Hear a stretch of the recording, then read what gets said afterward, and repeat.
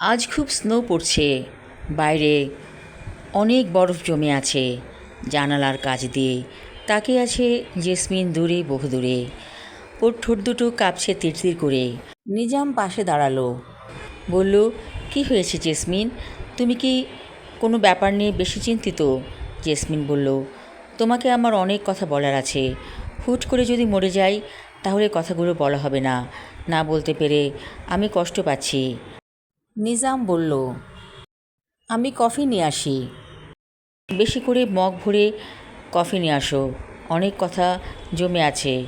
আমি বুক ফেটে মরে যাচ্ছি। নিজাম বলল, এই তো কিছুক্ষণের মধ্যেই আমি কফি নিয়ে আসছি।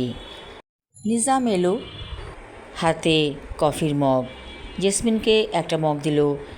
কফির ওর হাতেও এক মগ আছে। পাশে বসলো নিজাম। জেসমিন বলল, তখন আমি একেবারেই কিশোরী বলা চলে। গিয়েছিলাম বেড়াতে। কোথায় গিয়েছিলে? মেলায়? জেসমিন চমকে উঠে বলল, হ্যাঁ মেলায় তো। তুমি কি করে বুঝলে? নিজাম হাসছে মিটিমিটি। বলল, তুমি ঘুমের ঘোরে অনেকবার এই কথাটি বলেছিলে। তুমি মেলায় বেড়াতে গিয়েছিলে, অর্থাৎ ঘুরতে। জেসমিন বলল, তারপর আমি দলছুট হয়ে গিয়েছিলাম। কাউকে খুঁজে পাচ্ছিলাম না। অন্ধকার হয়ে গেছে চারপাশ। একটি ছেলে আমাকে চুমু দিল। আমি প্রচণ্ড লজ্জা পেলাম। ছেলেটি আমার এমন জায়গায় স্পর্শ করেছিল যা আমি তোমাকে বলতে পারবো না। অর্ণব বলল, তারপর? জেসমিন বলল, অন্ধকারে আমি ছেলেটিকে দেখিনি। সে পালিয়ে গিয়েছিল। তারপর থেকে আমি আমার শরীরকে ঘৃণা করেছি, প্রচণ্ড ঘৃণা। মনে হয়েছে এ শরীর নষ্ট হয়ে গেছে। অর্ণব বলল, এতে শরীর নষ্ট হওয়ার কী আছে? কোনো উঠতি যুবক তোমাকে স্পর্শ করেছিল, এতে কি হয়েছে? এমন হতেই পারে। জেসমিন হু হু করে কাঁদছে। আরে তোমার কফির মগ তো পড়ে যাবে হাত থেকে। সমস্ত কফি পড়বে গায়ে, ব্যথা পাবে তো। জেসমিন বলল, না, আমি ভারসাম্য ঠিক রেখেছি। তারপর আরও একদিন আরও একটি ঘটনা ঘটেছিল আমার জীবনে। কি জেসমিন, কি হয়েছিল? তুমি কি ধর্ষিতা হয়েছিলে? জেসমিন বলল, হ্যাঁ, আমি ধর্ষিতা হয়েছিলাম। অচেনা এক পুরুষের স্পর্শ পেয়েছিলাম। এতে তো তোমার দোষ নেই। ধর্ষিতা নারীর কোনো দিন দোষ থাকে না। তুমি শিকার।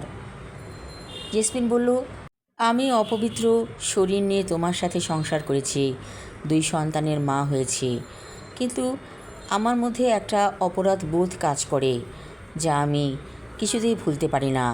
নিজাম বলল, জেসমিন, প্রত্যেকটা মানুষের জীবনে একটা কালো অধ্যায় থাকে। আমার জীবনে কি নেই? আছে। আমিও একটি মেয়েকে ভালোবেসেছিলাম।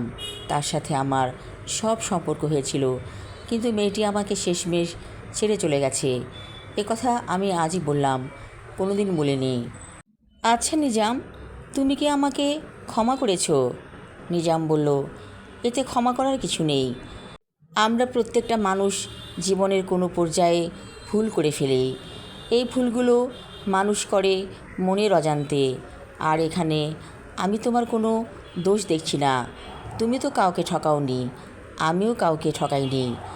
তোমার জীবনে যেমন ঘটনা ঘটেছে আমার জীবনেও তো ঘটেছে। মেয়েটি তো আমাকে ঠকিয়েছে।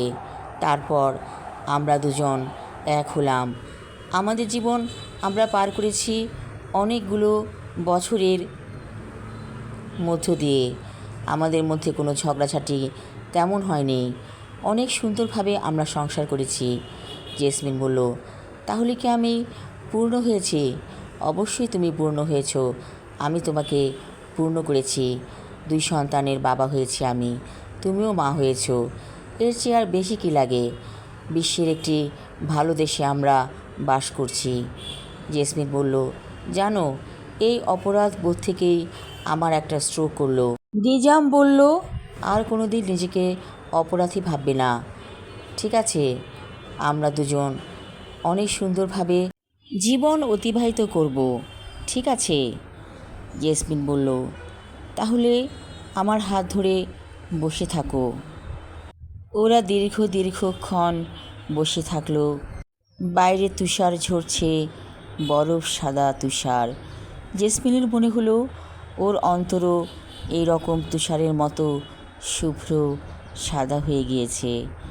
আমি আমার লেখা ছোট গল্প জেসমিন পর্ব 4 এবং শেষ পর্ব পড়লাম। আশা রাখছি ভালো লাগবে।